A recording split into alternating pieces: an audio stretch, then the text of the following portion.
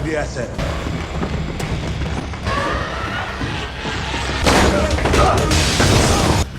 Now or never. I'm more of a...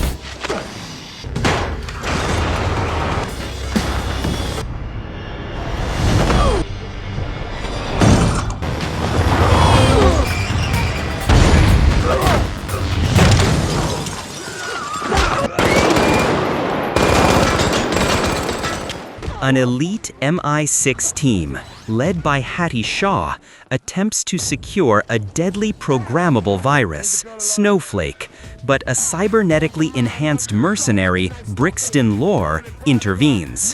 Hattie injects herself with the virus to protect it, becoming a target for Brixton and his mysterious organization, Eteon. Unlikely adversaries Luke Hobbs and Deckard Shaw are forced to team up to find Hattie, retrieve the virus before it goes airborne, and stop Eteon from unleashing global catastrophe, all while constantly bickering. Pick a door. All right then. Hattie, you got a lot of bad guys behind that door?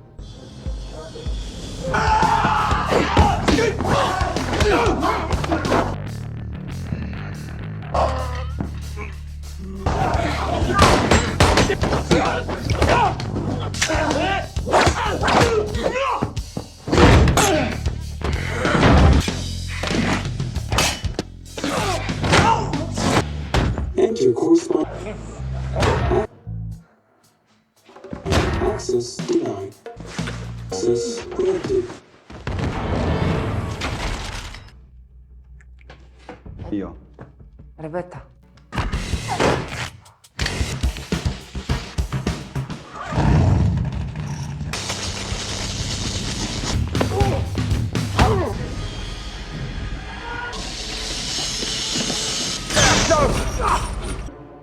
We're not gonna join. Guy. What do you mean that's your guy? That's my guy. Over there. Let him go. Or what? Or you're gonna get...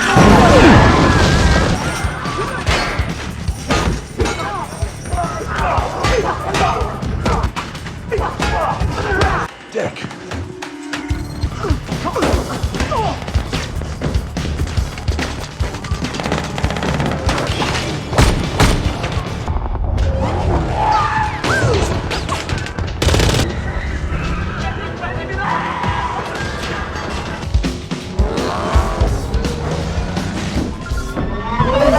Black Superman.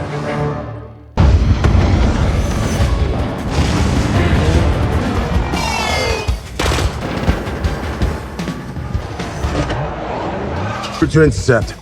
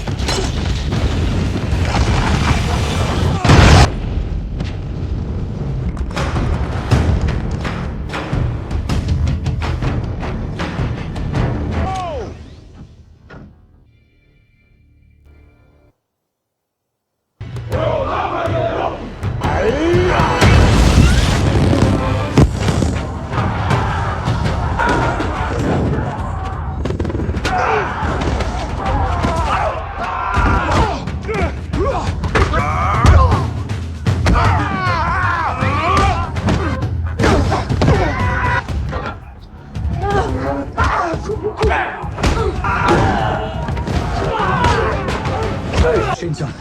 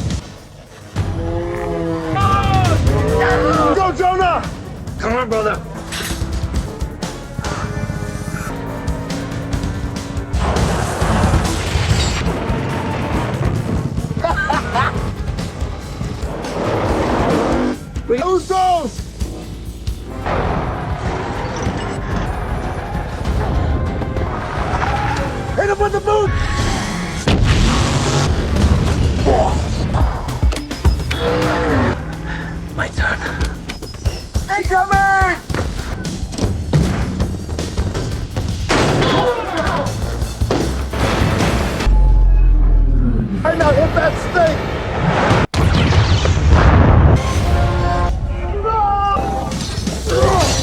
Hey!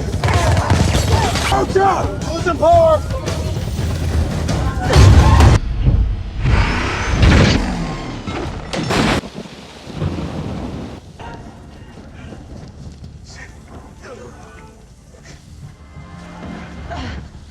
Hey, get up! You see the extraction timer? Hey, boys! Yeah, you keep this coming whether you like it or not. This is not just metal they filled your head with.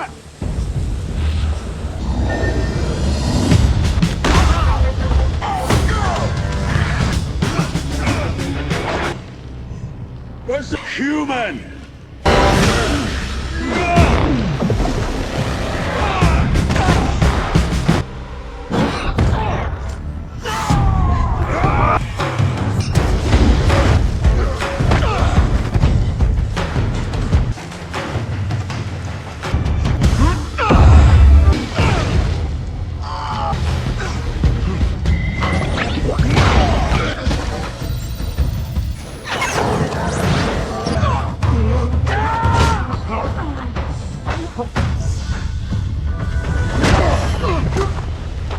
Turn my own sister against me. And here we are again, come on! Hey guys, today we are diving headfirst into the explosive, chuckle-inducing, and utterly over-the-top world of Fast and Furious Presents Hobbs and Shaw. Get ready for a high-octane ride through a movie that proves that even global pandemics can't stop two bald, bickering titans from saving the day. We're going to break down every punch, every sarcastic remark, and every impossible stunt that makes this spin-off an absolute blast. This is a passion project for me, and a like or a subscribe is the best way to show your support. So if you're on board, join the crew. If not, thanks for watching anyway. Our story kicks off with a bang, literally, in a gritty London warehouse where an MI6 team is conducting a raid. The air crackles with tension as operatives, cloaked in the shadows, move with precision. Their target? A deadly, programmable virus called Snowflake. Leading the charge is Hattie Shaw, Deckard Shaw's sister, a fierce and highly capable MI6 agent. She's all business, her eyes scanning every corner as her team converges on the biohazard container. The mission seems to be going smoothly, the sterile hum of equipment the only sound, when suddenly the warehouse doors burst inward with a sickening clang, unleashing a storm of gunfire and chaos.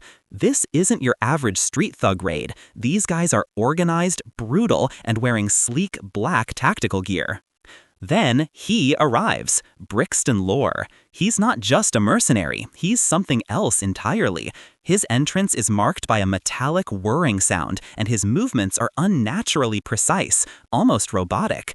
A deep, synthesized voice echoes through the warehouse, announcing his presence as he effortlessly disarms and incapacitates agents with sickening thuds and precise, bone-jarring strikes. The man is essentially a human-plus machine, a walking, talking, bullet-dodging Terminator. He dodges bullets with an impossible agility that makes you wonder if he subscribed to some premium slow-motion package that reality forgot to offer the rest of us. His skin, or what looks like skin, appears scarred and enhanced, reflecting the dim emergency lights. His eyes, a chilling shade of blue, betray no emotion as he systematically dismantles the MI6 team, leaving a trail of unconscious bodies in his wake. Hattie, seeing the mission going sideways in a hurry, knows what she has to do. With quick, determined movements, she snatches the virus vials, the glass clinking ominously, and makes a split-second decision. Rather than let this weapon fall into Brixton's terrifying hands, she injects the Snowflake virus into her own bloodstream. A sharp hiss of air escapes her lips as the needle pierces her skin. This is a move of pure desperation and courage, turning her into a living, ticking biological bomb. Brixton, now furious, his voice a low growl, unleashes a barrage of fire, but Hattie, fueled by adrenaline, narrowly escapes through a collapsing wall, leaving Brixton to survey the wreckage. The chase is on, and the stakes couldn't be higher. This opening sequence really sets the stage, pulling us immediately into the high-stakes, ridiculously over-the-top action that this franchise is famous for. You know from the moment Brixton shows up doing his bullet time thing that this isn't going to be a quiet afternoon at the office. Cut to Los Angeles, a sunny contrast to London's grime. We find Luke Hobbs, the human mountain of muscle, living a somewhat quieter life. He's in a Hawaiian shirt, which is perhaps the most dangerous thing about him in this scene, and he's rigorously training his daughter Sam in the art of Samoan wrestling. The sounds of their playful but intense grunts fill the air, along with the rhythmic thud of their bodies hitting the mat. It's a sweet domestic scene, but you can feel the coiled power barely contained beneath Hobbs's calm exterior. He's trying to be a dad, a domestic hero, but the world always calls him back. And it does in the form of an unexpected video call from Locke, a hyperactive CIA agent with a penchant for conspiracy theories and a genuinely disturbing lack of boundaries. Locke's face fills the screen, buzzing with an almost manic energy, his voice a rapid-fire explanation of the Snowflake virus and the shadowy organization Eteon, who are behind Brixton. Locke, in his own charming way, explains that this virus is like a bad ex, always coming back to cause trouble, and it can be programmed to target specific populations. Basically, a global kill switch. He needs Hobbs back in the game, and he needs him now. Hobbs, predictably, grumbles, flexing a bicep that could probably crack a walnut as he weighs his options. The sigh he lets out is practically an earthquake. The call of duty, however, is a strong one, especially when the fate of humanity hangs in the balance. He makes his daughter promise to keep training, a subtle nod to the fact that even his downtime involves high-stakes physical exertion. This scene effectively grounds Hobbs for a moment, showing us his vulnerability and his devotion to his family before thrusting him back into the chaos. Meanwhile, across the globe in London, we find Deckard Shaw living the life of a retired super assassin. He's in a swanky penthouse, overlooking the bustling city, surrounded by what looks like the remnants of a very successful, probably illegal, poker night. The clinking of ice in a whiskey glass and the low thrum of classical music set a sophisticated yet dangerous tone. Shaw, ever the meticulous one, is ironing a shirt, because even ex-Special Forces agents have laundry day, and they do so with a certain panache, accompanied by the distinct hiss of steam. He's sharp, observant, and definitely not the kind of guy you want to spill coffee on. He's clearly enjoying his solitude, probably mentally replaying past missions or critiquing the poor posture of pedestrians below. This peaceful morning is shattered by a call from his former MI6 handler, a stern-faced woman who cuts straight to the chase. His sister, Hattie, is a rogue agent, a killer, and has gone dark with a deadly virus. Shaw's immediate reaction is a mix of disbelief and fiercely protective anger. His sister? A killer? Unlikely. He knows Hattie, and he knows this smells like a setup. The phone call ends abruptly, leaving a sudden echoing silence in the plush apartment. He hangs up the phone with a decisive click, his jaw set, a familiar steely glint returning to his eyes. You can almost hear the gears turning in his head, plotting his next move, because nobody messes with the Shaw family, especially not his baby sister. The stakes are personal for him, immediately adding an emotional layer to what could otherwise be just a high-stakes chase. The stage is set for an inevitable and highly anticipated clash of personalities. Hobbs and Shaw, both summoned by their respective agencies to retrieve the Snowflake virus, and Hattie, are given the same mission: find Hattie Shaw. They arrive at a highly secure, heavily monitored facility where their paths are destined to cross. The tension in the air is thick, almost palpable, like the static before a lightning strike. Hobbs strides in first, a walking monolith of muscle, his boots thudding against the polished floor with purpose. He scans the room, his eyes missing nothing, a slight scowl etched onto his face, as if he's already anticipating trouble. Then, through a separate entrance, comes Shaw, all sharp angles and tailored suits, moving with a predatory grace.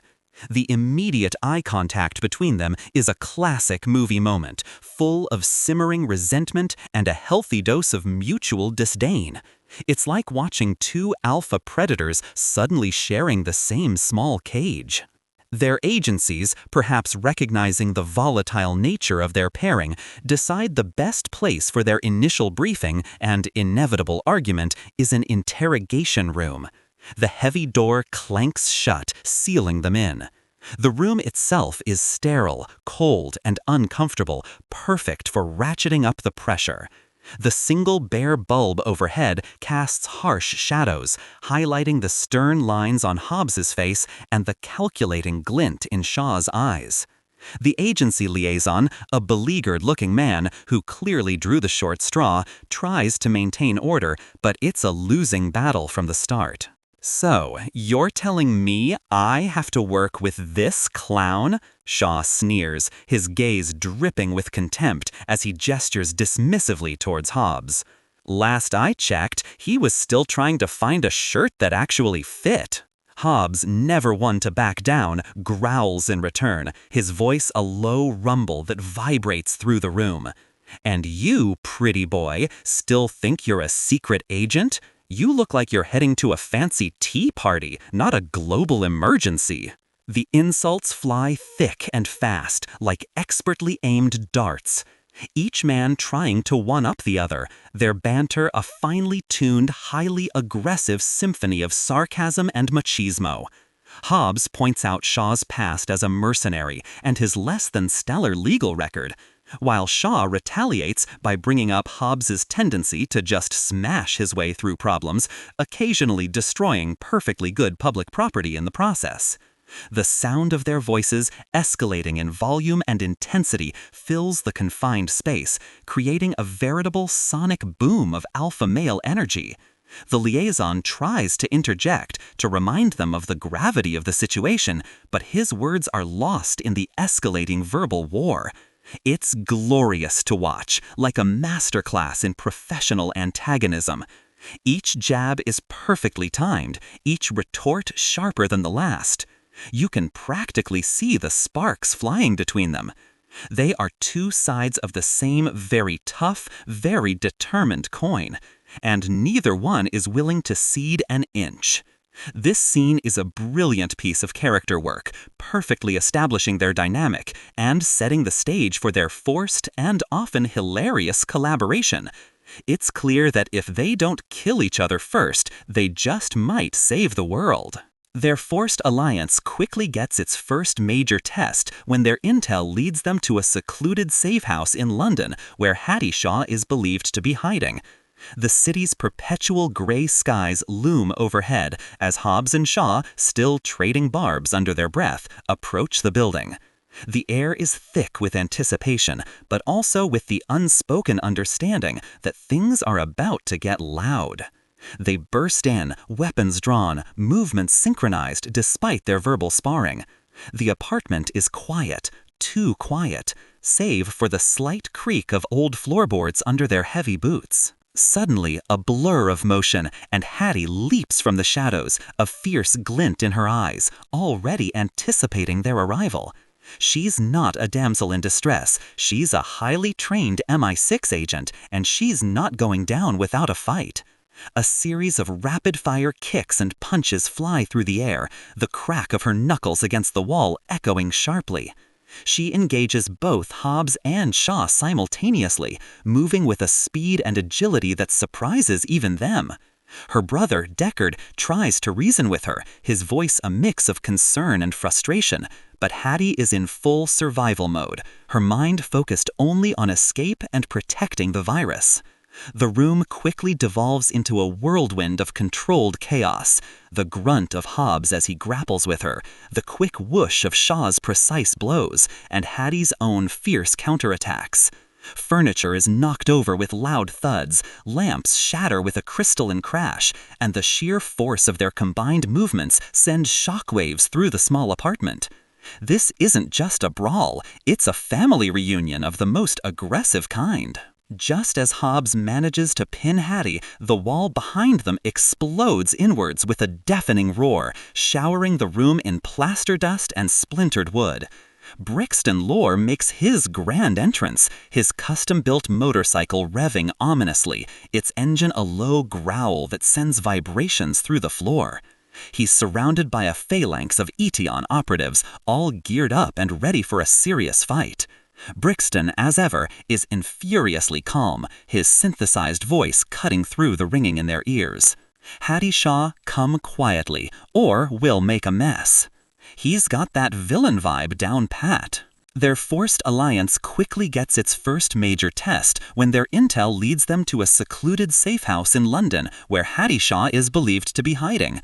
The city's perpetual gray skies loom overhead as Hobbs and Shaw, still trading barbs under their breath, approach the building. The air is thick with anticipation, but also with the unspoken understanding that things are about to get loud. They burst in, weapons drawn, movements synchronized despite their verbal sparring. The apartment is quiet, too quiet, save for the slight creak of old floorboards under their heavy boots. Suddenly, a blur of motion, and Hattie leaps from the shadows, a fierce glint in her eyes, already anticipating their arrival. She's not a damsel in distress, she's a highly trained MI6 agent, and she's not going down without a fight. A series of rapid-fire kicks and punches fly through the air, the crack of her knuckles against the wall echoing sharply. She engages both Hobbs and Shaw simultaneously, moving with a speed and agility that surprises even them. Her brother, Deckard, tries to reason with her, his voice a mix of concern and frustration, but Hattie is in full survival mode, her mind focused only on escape and protecting the virus. The room quickly devolves into a whirlwind of controlled chaos, the grunt of Hobbs as he grapples with her, the quick whoosh of Shaw's precise blows, and Hattie's own fierce counterattacks. Furniture is knocked over with loud thuds, lamps shatter with a crystalline crash, and the sheer force of their combined movements sends shockwaves through the small apartment. This isn't just a brawl, it's a family reunion of the most aggressive kind. Just as Hobbs manages to pin Hattie, the wall behind them explodes inwards with a deafening roar, showering the room in plaster dust and splintered wood. Brixton Lore makes his grand entrance, his custom-built motorcycle revving ominously, its engine a low growl that sends vibrations through the floor. He's surrounded by a phalanx of Eteon operatives, all geared up and ready for a serious fight. Brixton, as ever, is furiously calm, his synthesized voice cutting through the ringing in their ears. Hattie Shaw, come quietly, or we'll make a mess. The chase spills out onto the busy London streets. Cars honk, tires screech, and pedestrians scatter in sheer panic as Hobbs, Shaw, and Hattie commandeer a vehicle, tires squealing in protest as they careen through intersections. Brixton is hot on their heels, his transforming motorcycle a nightmare of technology, moving like a predator through the urban jungle. He's not just fast, he's smarter. He anticipates their moves, cutting them off, weaving through traffic with an almost supernatural precision. The sounds of the chase are overwhelming, the roaring engines, the shattering glass from near misses, the blare of horns, the constant staccato of gunfire from Brixton's men. Hobbs, behind the wheel, muscles straining, pushes the vehicle to its limits, his face a mask of fierce concentration. Shaw, ever the tactical mind, directs him, shouting directions, while Hattie in the back provides intel and tries to fend off attackers who attempt to board their vehicle. During a particularly violent maneuver, Hattie gets separated, trapped between a rapidly approaching Eteon truck and a crumbling building. Brixton closes in, his eyes glowing with malevolent intent. In a desperate, self-sacrificing move to protect the virus from falling into Eteon's hands and to buy Hobbs and Shaw more time, Hattie leaps towards Brixton, injecting the virus's destroy key into herself as Brixton grabs her. This action effectively makes her a walking time bomb, capable of releasing the virus at any moment, and now makes her an even more critical target for Brixton, who intends to extract it by any means necessary. The move is a brave, desperate gamble, upping the stakes astronomically. The whole sequence is a high-octane ballet of destruction, showcasing the incredible stunt work and the sheer chaotic energy that this movie brings to the table. It's a miracle anyone survives a London commute with these guys around. After the adrenaline-fueled chase through London, Hobbs, Shaw, and Hattie finally managed to shake off Brixton and his forces, but not without Hattie having made the desperate choice to inject the destroy key into herself. They retreat to a temporary safe house, a place that, despite its attempts at being anonymous, still feels too exposed. The sounds of their heavy breathing fill the air as they collapse, adrenaline slowly receding, leaving behind a gnawing fear. Hattie, pale and shaken, explains her decision to inject herself, the weight of the virus's countdown now literally coursing through her veins. Her voice is tight with urgency, the metallic tang of fear in her words. She tries to rationalize her actions, explaining that it was the only way to keep the virus out of Eteon's hands, but the stark reality of her impending biological doom hangs heavy in the air. Hobbs, ever the pragmatist, immediately starts barking orders, his voice a deep rumble that contrasts with the quiet tension in the room. He's trying to process the implications, his eyes scanning Hattie for any immediate signs of degradation. Shaw, however, reacts with a raw, protective fury. He slams his fist onto a nearby table, the sharp thud echoing through the room, his eyes blazing. "What were you thinking, Hattie?" he demands, his voice a low, dangerous growl. "You just turned yourself into a walking bioweapon." The argument escalates, their voices rising, two fiercely protective alpha males clashing over the life of the woman they both care about in different ways. Hobbs tries to mediate, but it's like trying to stop a runaway train with a fly swatter. Eventually, the initial shock and anger subsides enough for them to focus on the immediate threat, Eteon.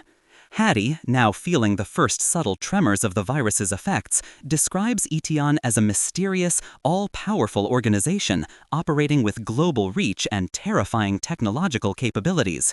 She reveals that Brixton Lore isn't just a rogue agent, he's been enhanced, genetically and cybernetically, a black Superman created by Eteon to do their bidding.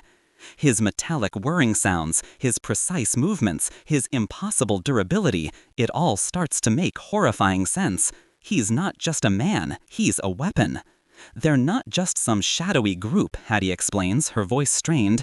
They have operatives everywhere. They can infiltrate anything. They control information, technology. They want to evolve humanity, whether we like it or not. The implications are chilling. This isn't just about a virus. It's about a fundamental reshaping of the world, a dystopian vision delivered by a shadowy corporation.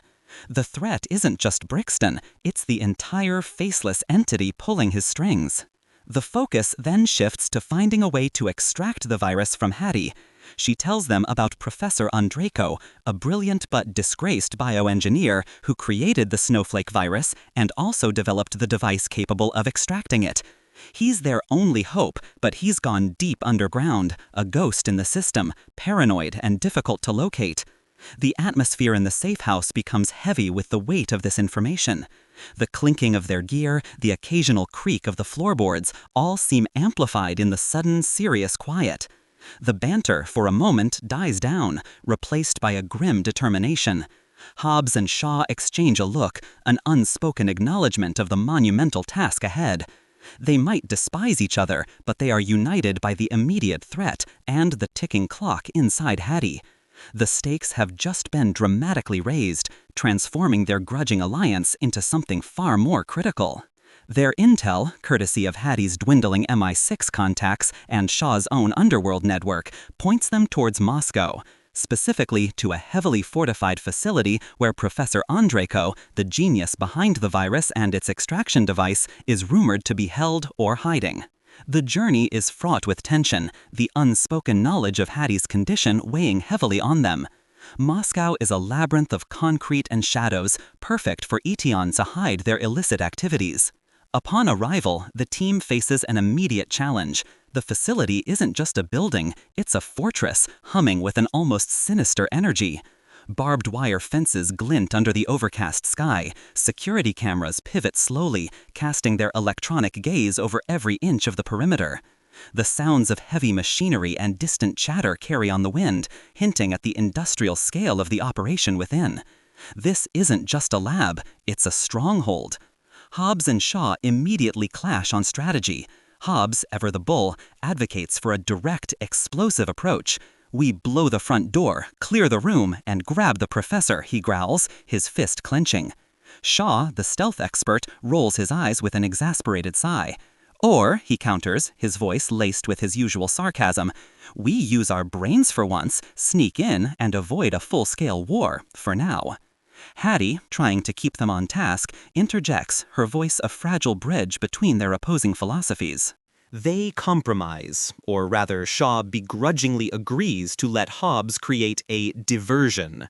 This diversion, naturally, involves Hobbs driving a custom-built armored vehicle straight through a reinforced wall, the deafening roar of the engine followed by a spectacular crash that sends debris flying and alarms blaring. The sheer audacity of it is breathtaking, a typical Hobbs entrance. The ground trembles under the impact, and the sound of shattering concrete and twisted metal is immense. The air fills with the acrid smell of burning rubber and pulverized dust. This, ladies and gentlemen, is how Luke Hobbs says hello. While the Eteon guards converge on the source of the ruckus, drawn by the symphony of destruction, Shaw and Hattie, moving like shadows, infiltrate through a less conspicuous entrance, their footsteps light and almost silent. They navigate a maze of dimly lit corridors, the rhythmic hum of unseen machinery, and the distant shouts of confused guards their only companions. The facility is a hive of activity, with scientists and technicians scurrying about, their faces etched with fear and confusion. They find Professor Andreyko in a secure lab, a nervous, gaunt figure hunched over a workstation, surrounded by monitors displaying intricate biological data. The air in the lab is sterile, punctuated by the soft beeping of medical equipment. Andreyko, seeing them, initially recoils in terror, his voice a frantic whisper, convinced they are Eteon. It takes Hattie, speaking to him in his native tongue, to calm him down, to explain that they are there to help, that she needs his device to extract the virus. He's a broken man, haunted by his creation, a testament to the devastating power he unleashed.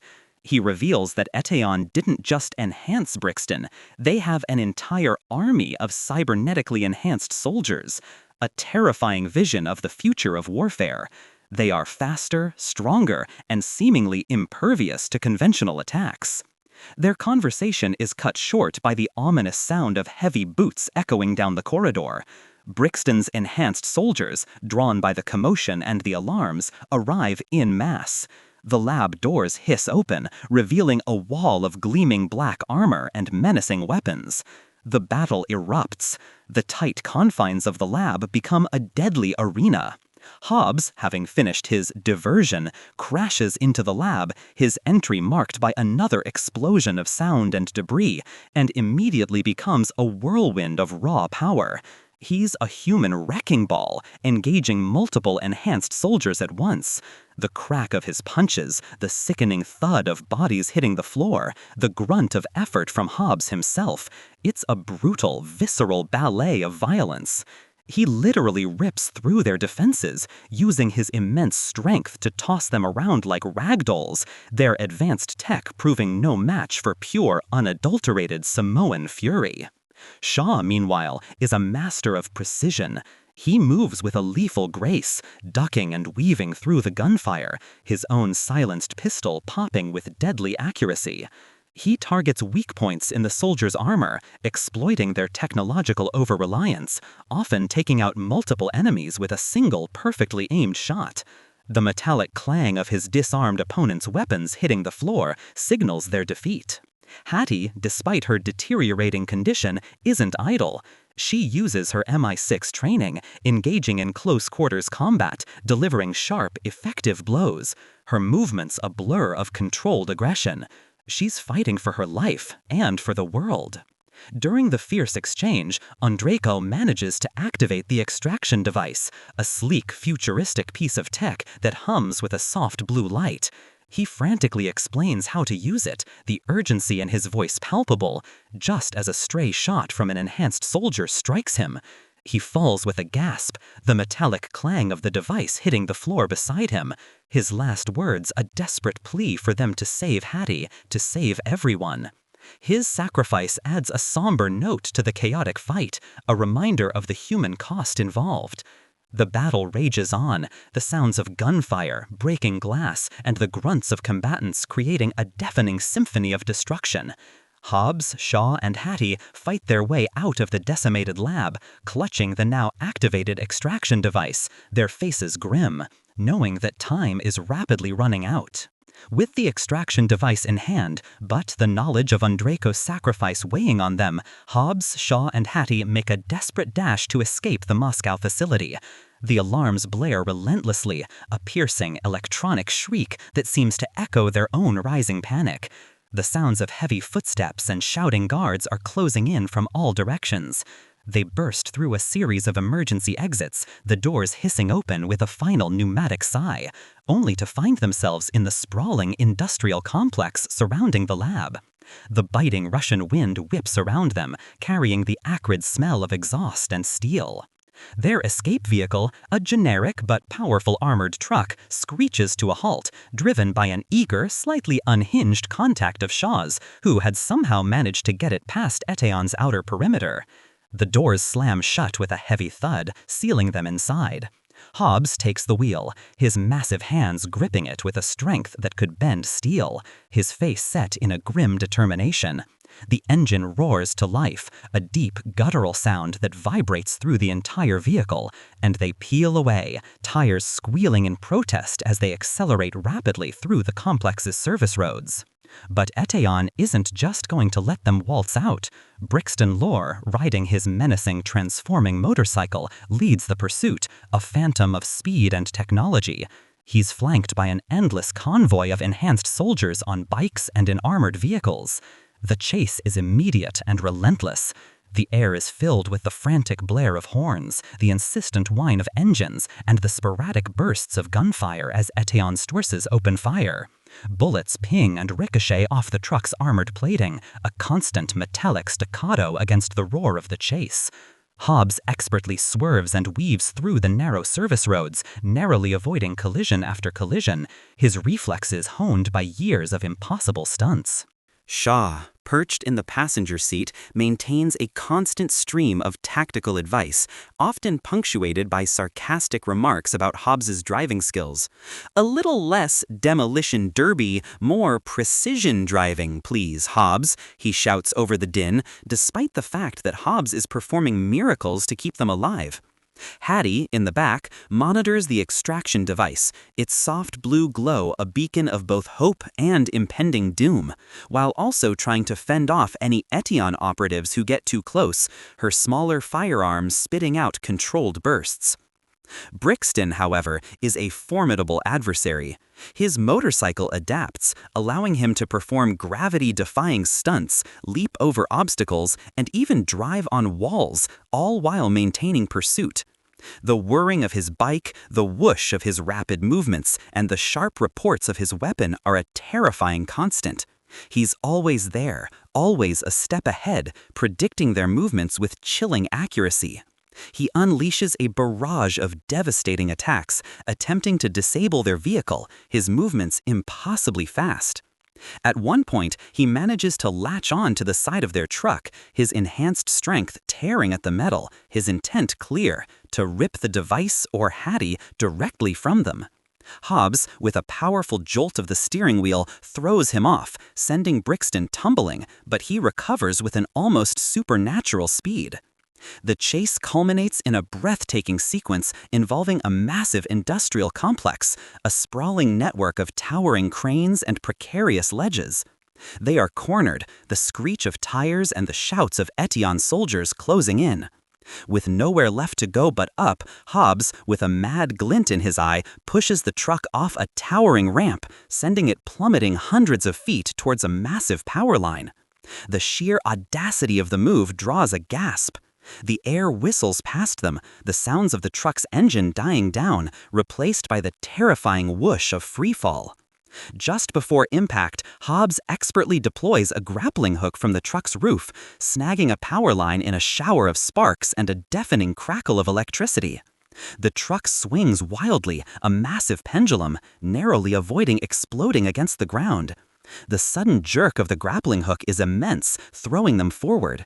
Shaw screams, a rare moment of genuine fear from the usually unflappable Brit. Hattie holds on for dear life, the extraction device clutched tightly. They then swing precariously towards another building, smashing through a window with a colossal crash of glass and twisted metal, landing with a bone-jarring thud inside. The dust settles, the alarms still blaring in the distance, but for a moment they are safe, bruised and battered, but alive. The silence after the cacophony is profound, broken only by their heavy, ragged breaths. Hobbs looks at Shaw, a triumphant, slightly manic grin spreading across his face. Shaw, still shaking off the shock, can only manage a choked, "You're insane." It's a testament to Hobbs's sheer, glorious recklessness. Now, with the extraction device working on a rapidly deteriorating Hattie, but knowing that Eteon has a global reach, the team needs to get her to a facility capable of safely performing the procedure without Eteon's interference. Shaw, with a grim set to his jaw, makes a call to a shadowy contact who provides them with a critical piece of information. Eteon has infiltrated virtually every major medical facility on the planet, turning them into potential traps. There's only one place off the grid, beyond Eteon's digital reach, where they might have a chance: Hobbs's ancestral home in Samoa. The very mention of Samoa brings a complicated mix of emotions to Hobbs's usually stoic face. He clenches his jaw, his eyes distant for a moment. He hasn't been home in a very long time, and the reasons are clearly painful. The journey to Samoa is a race against time, with Hattie's condition worsening rapidly. Her skin is becoming pallid, her breathing shallow, and the faint, almost imperceptible tremor in her hands is becoming more pronounced. The low hum of the extraction device as it attempts to counteract the virus's effects is a constant, worrying presence. Hobbs, watching his cousin suffer, reveals snippets of his past, a childhood marked by traditional traditions, strict family expectations, and a profound sense of responsibility. He tells them about his estranged brother Jonah, a powerful figure in the island community, a mechanic and something of a patriarch who now runs their family home. The words are clipped, heavy, with a history of unresolved conflict and unspoken disappointments.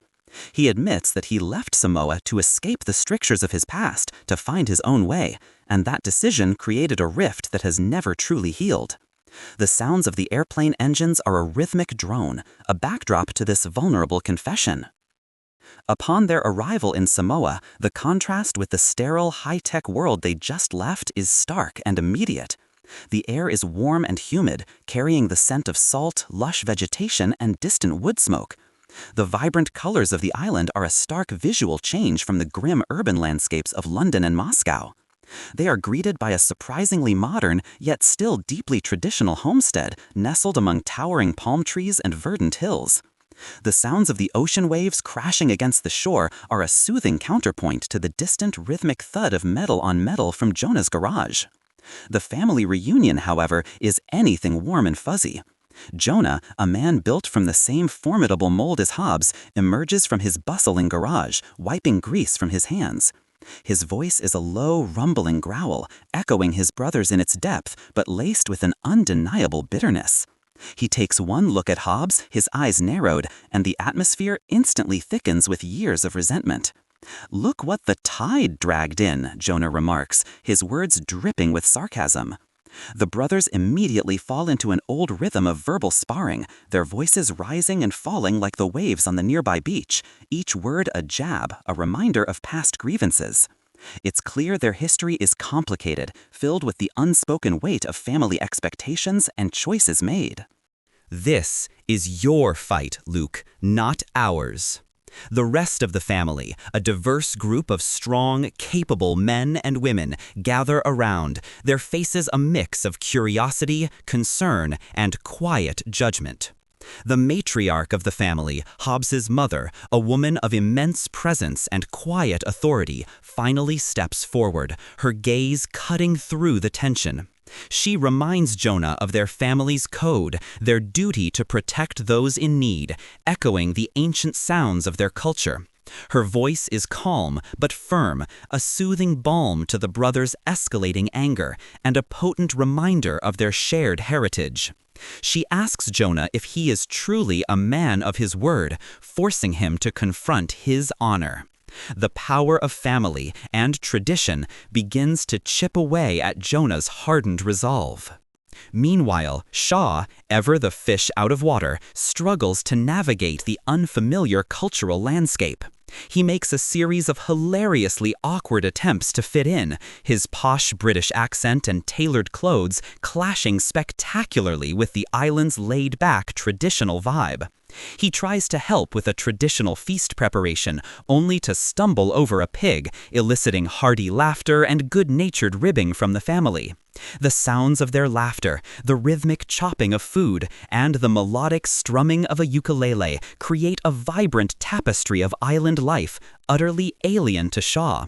He even attempts to engage in some small talk with the younger family members, resulting in confused stares and polite but firm corrections on proper Samoan etiquette. His social ineptitude is a welcome source of comedic relief amidst the escalating tension, a nice light-hearted joke in a serious situation, reminding us that even hardened operatives have their weaknesses.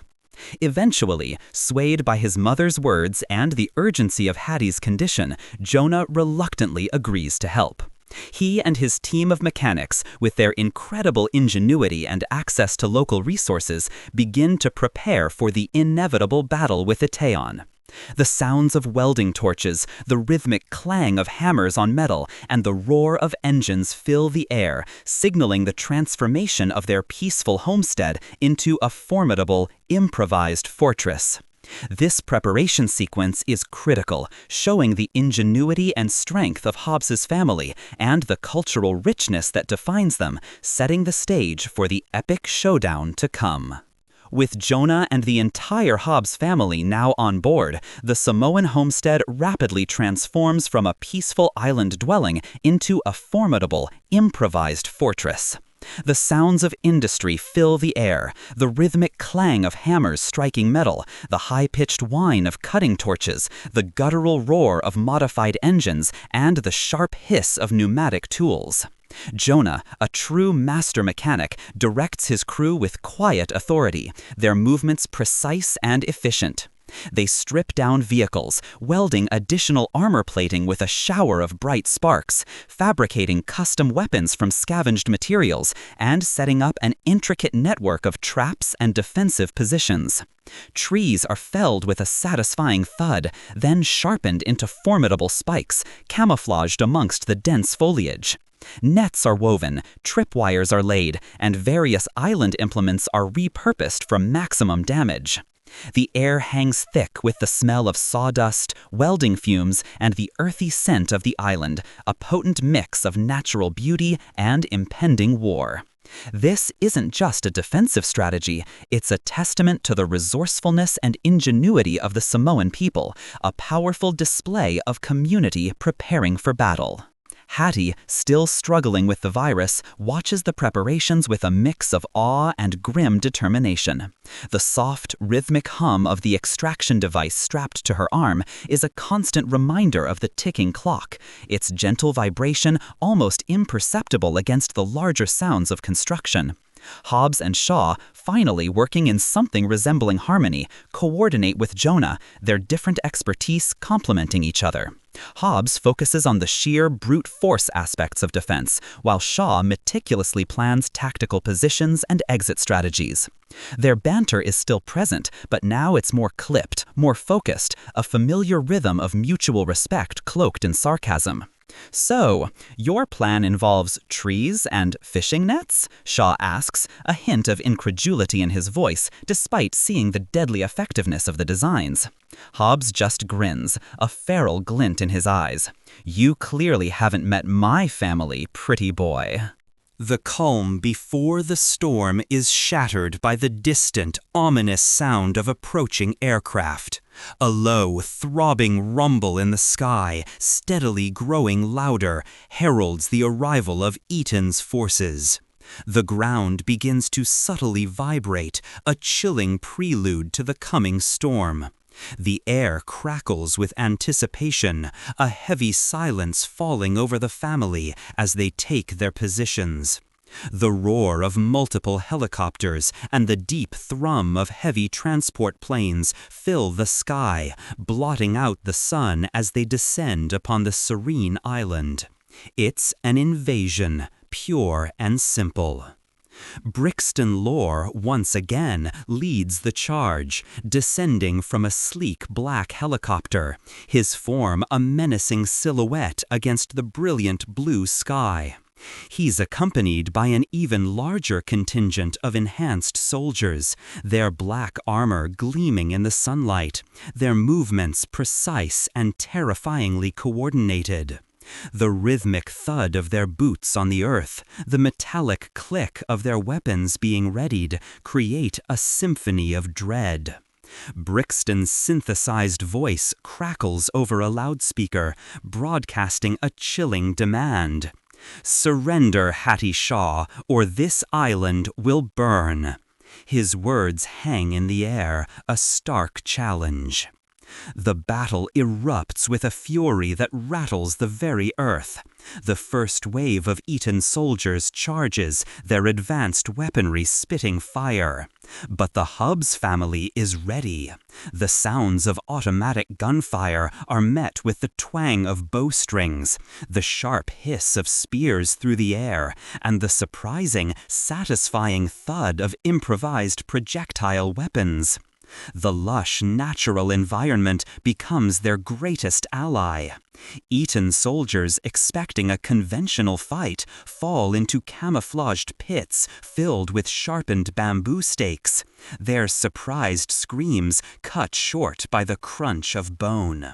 Hidden nets drop from trees with a sudden whoosh, snaring entire squads.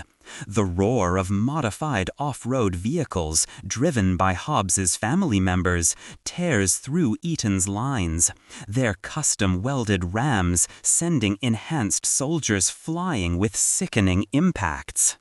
Hobbs is a force of nature, a walking earthquake. He wades into the thick of the fight, his bare hands acting as lethal weapons. The crack of his punches, the grunt of effort as he lifts and throws enhanced soldiers twice his size, the sickening thud of their bodies against trees and rocks. It's a brutal, exhilarating display of raw strength. He's often using two men as weapons against each other, literally bashing them together with a bone-jarring clang. The sheer volume of his combat is immense. Shaw, ever the strategist, moves like a deadly phantom through the chaos.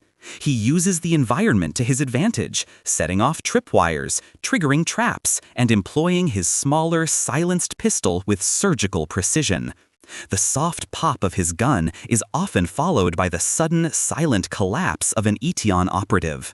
He is a master of misdirection, using their own technology against them, often sending their vehicles crashing into each other with a deafening explosion, showering the battleground in fire and smoke. Hattie, though weakened, fights with fierce determination, using her MI6 training to defend the extraction device, engaging any enhanced soldier who gets too close, her smaller blade glinting in the sun.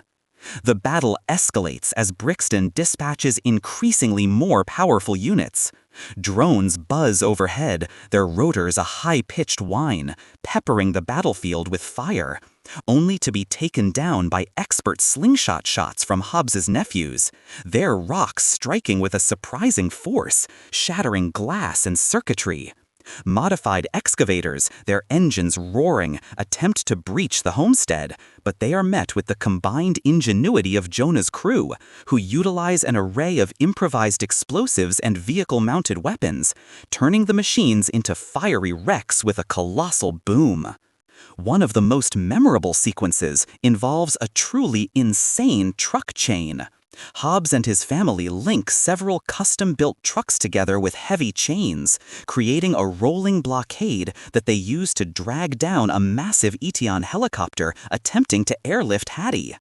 The roar of the truck engines straining against the weight is deafening, punctuated by the metallic screech of the chains and the groaning protest of the helicopter's rotors. It's a tug-of-war on an epic scale, a testament to raw power and sheer willpower. The helicopter pilot tries to compensate, the thud of the blades becoming erratic, but the collective strength of the Hobbs family and their customized vehicles is overwhelming. With a final explosive tear, the helicopter crashes down in a fiery ball, sending a shockwave through the battlefield, another testament to how ridiculous, yet awesome, this family is. The entire battle is a symphony of controlled chaos and ingenuity, a celebration of traditional strength meeting advanced technology, where the human element, fueled by family and defiance, triumphs over seemingly insurmountable odds. The sounds of the battle, the gunfire, the explosions, the grunts of combatants, the shouts of the family members communicating in their native tongue, the desperate pleas of Eteon soldiers, create an immersive, visceral experience. Every single member of the Hobbs family plays a crucial role, demonstrating their collective strength and unwavering loyalty.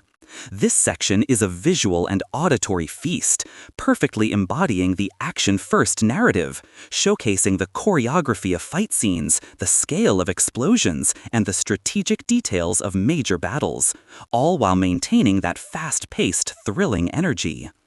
As the epic Samoan battle rages around them, the final confrontation between Hobbs, Shaw, and Brixton Lore looms. Brixton, furious at the relentless resistance and the loss of his forces, finally focuses his enhanced, menacing gaze directly on Hattie, realizing that the key to Eteon's plan lies solely with her and the extraction device. He swoops in, his movements a blur, his cybernetic enhancements giving him an almost supernatural advantage. The air crackles with his intense energy, the metallic whirring of his body an unnerving sound. Hobbs and Shaw, seeing his intent, immediately converge, forming a protective barrier around Hattie. Their rivalry for once is completely forgotten, replaced by a singular, unified purpose. The final showdown is a brutal, relentless three-way dance of fists, feet, and sheer willpower. Brixton, with his predictive combat software and superhuman strength, is a formidable opponent. He moves with impossible speed, dodging their attacks, delivering bone-jarring blows that send shockwaves through their bodies.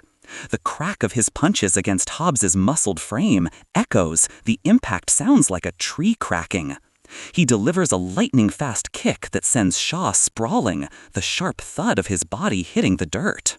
Hobbs, fueled by raw strength and an unyielding will, attempts to overpower Brixton with sheer force, his grunts of effort mixing with the sounds of their colliding bodies. He swings his fists like sledgehammers, each blow delivered with immense power, aiming to overwhelm Brixton's advanced defenses. But Brixton's enhancements allow him to predict Hobbs's moves, to parry and counter with unnerving accuracy. The sounds of their heavy breathing, the strained exhalations of Hobbs, fill the air. Shaw, ever the strategist, tries to outthink Brixton. He moves with a fluid, almost acrobatic grace, ducking under Brixton's swings, searching for vulnerabilities, using the chaotic environment to his advantage. He aims for precise, debilitating strikes, to disrupt Brixton's systems, to find the glitch in the Black Superman. His kicks land with a sharp snap, his punches with a focused thud. He's trying to make Brixton chase him, to break his rhythm, to force an error. The metallic clang of Shaw's disarming strikes against Brixton's enhanced limbs is a constant accompaniment. The fight is a dynamic, high-stakes chess match played out with devastating physical blows. Brixton's voice, usually calm and synthesized, occasionally cracks with frustration as Hobbs and Shaw, despite their disadvantages, prove to be surprisingly resilient. He unleashes a flurry of attacks, a whirlwind of precise violence, trying to separate them, to break their united front. During a particularly intense exchange, Hobbs manages to land a devastating blow, sending Brixton staggering. It's a moment of pure, unadulterated power, the grunt of the impact from both combatants palpable. Seeing his opportunity, Shaw moves in, striking at a specific point on Brixton's head, a critical weakness he'd observed earlier, a place where his cybernetics connect. The sound is a sharp, metallic ping, like a bell being struck. This small strike causes a momentary glitch in Brixton's systems, his movements becoming erratic, his predictive software momentarily faltering, his voice glitching into a series of distorted sounds. Seizing on this rare opening, Hobbs and Shaw, in a surprisingly fluid and synchronized move, launch a final coordinated attack. Hobbs grapples Brixton, holding him in a powerful bear hug, ignoring the sounds of his own strained muscles. Shaw, with a swift, decisive move, targets the same weak point again, delivering a series of rapid, precise blows. Each impact is sharp and focused, gradually breaking down Brixton's defenses, the electronic whirring of Brixton's systems becoming increasingly frantic and broken. They are a perfectly balanced team, Hobbs providing the immovable force, Shaw the irresistible precise strike. Brixton's voice finally devolves into a desperate, glitching scream, his body starting to seize up, his enhanced eyes flickering. He collapses, defeated, his programming failing, the Black Superman rendered powerless. He's no longer a threat. The sudden silence is deafening, broken only by their heavy, ragged breaths, and the distant sounds of the remaining Eteon forces retreating in disarray. They have done it. They've finally taken down the seemingly invincible Brixton Lore. It's a victory forged in mutual animosity and grudging respect, a testament to their combined strength and strategy. With Brixton defeated and Eteon's local forces routed, the immediate danger passes, but the urgency of Hattie's condition remains. They rush her to Jonah's makeshift medical facility, where the extraction device, humming with a steady blue light, is finally able to perform its delicate procedure. The air is tense, the only sounds being the soft whir of the machine and Hattie's shallow, labored breathing. Hours later, the device emits a triumphant high-pitched chime, signaling the successful removal of the virus. A collective sigh of relief sweeps through the family. Hattie, though weak, is finally safe, the terrifying ticking clock silenced. Her smile, though faint, is radiant, a beacon of hope. The aftermath of the battle sees the exposed Eteon organization reeling from their defeat. Shaw, utilizing the intel they gathered, leaks crucial information about Eteon's global network and their unethical experiments to his MI6 contacts. The news ripples through the international intelligence community, leading to widespread investigations and the dismantling of several key Eteon cells. The mysterious organization, once thought to be untouchable, is finally exposed and put on the defensive, their plans for evolving humanity temporarily thwarted. The global threat is neutralized, at least for now. In the quiet moments following the chaos, Hobbs and Shaw revert to their familiar dynamic. Their banter, though still sharp, now carries a subtle undercurrent of respect, a recognition of their combined effectiveness. "Well, I suppose you weren't entirely useless," Shaw says, a slight smirk playing on his lips, leaning against a battered vehicle, arms crossed. Hobbs, flexing a bicep that could probably crack a coconut, grunts in response. Coming from the guy who almost got us eaten by a tree, that means a lot. Hattie, recovering nicely, rolls her eyes, but a genuine smile touches her lips, knowing their bickering is just their way of expressing affection. She decides to take a sabbatical from MI6, needing a break from the world of international espionage and deadly viruses. She finds a semblance of peace on the island, enjoying the vibrant sounds of the ocean and the comfort of Hobbs's family. The movie ends with a series of delightful post-credit scenes.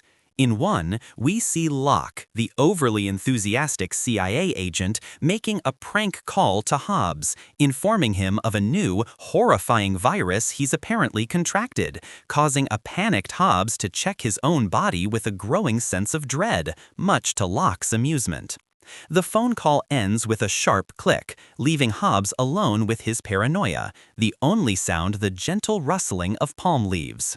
In another, Shaw, ever the vengeful brother, decides to exact some light-hearted retribution on his former prison cellmate, arranging for his arrest in an embarrassing and public manner, complete with a singing telegram and a strategically placed police raid.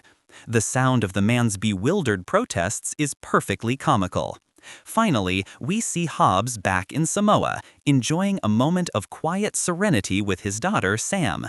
He's teaching her more about their culture, about responsibility, and about the strength that comes from family.